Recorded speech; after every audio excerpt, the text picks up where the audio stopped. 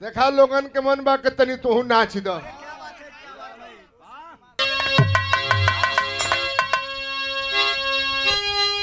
पहले के जमाने में जब गांव गवई में पखाउच के बाजा बजे, हुड़का के बाजा बजे, डेढ़ ताल बजे, वही पछरक के लंगूडा नाचे। वाह बोल बताओ। आज जब हुड़का बजावे तो हुड़का के 3 गो बोल बतावे कि तनी तहू के दे, तनी महू के दे, तनी तहू के दे, तनी महू के दे।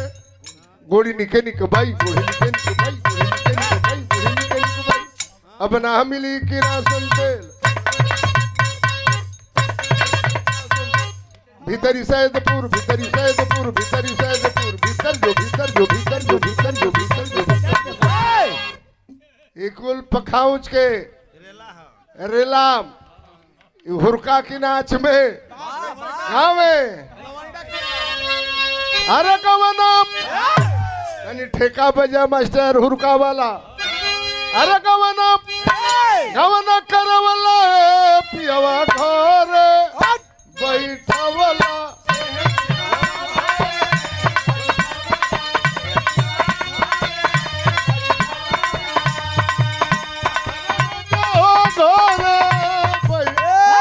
ऐसे नहीं, ऐसे नहीं।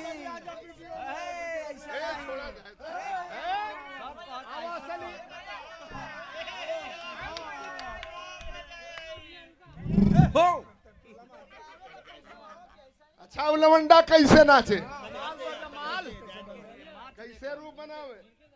हाँ ऐसे अचरा कई के दिनेश बाबा, अरे 12 चन्नर वो मौसी ऐसे कई के आचरा के ले आके ए बगल में खोस ले। अरे हुरका बजे वही पर नाचे। देखा देहाती पीस हम जल्दी नाचीला ना, जो नाचब तवन ओरिजिनल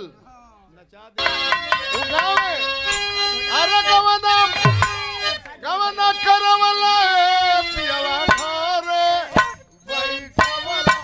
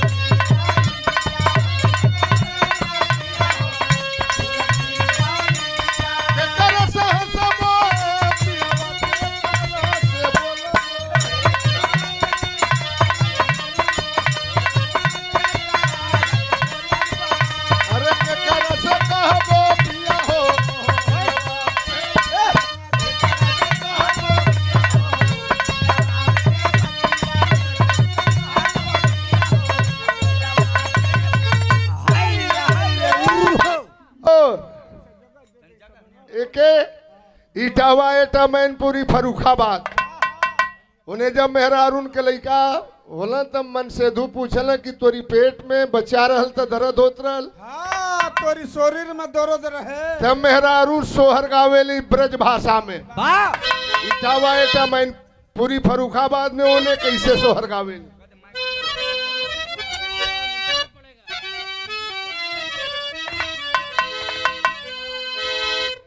ओने के मेहरारू गावेली। अरे दैया पहली पीर जब आई रे,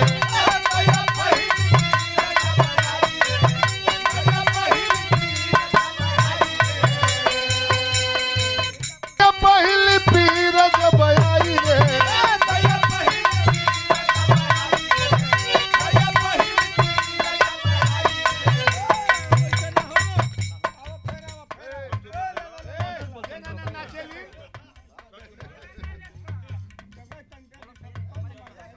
बतावेली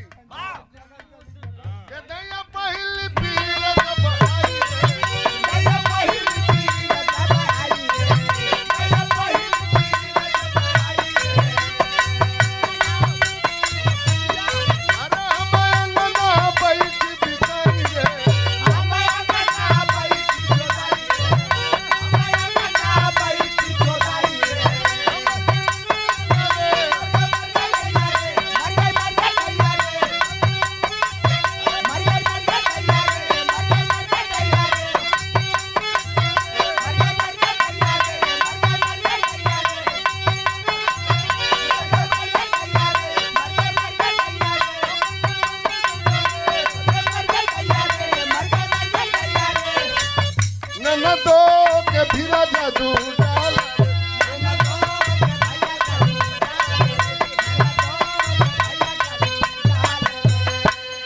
के दैया दूसरी पीर जब आई रे के दैया दूसरी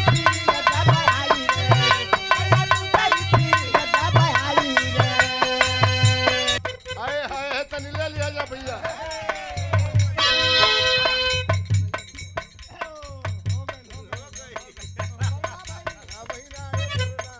केतरे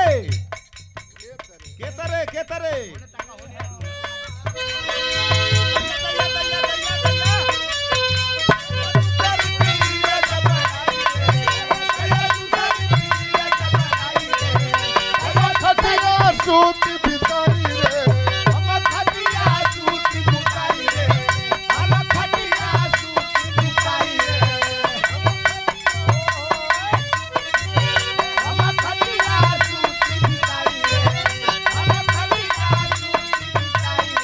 हम मर गए नैया रे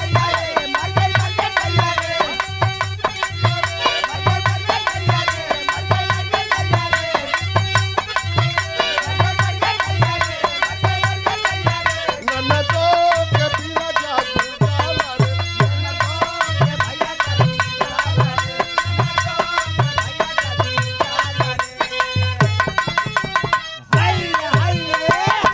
कविता बनारसी बहुत सुंदर गायिका इस समय नाम है बिरहा में 500 रुपया और माला दे करके इस बच्ची ने सम्मानित किया है बहुत बहुत धन्यवाद खूब आगे बढ़े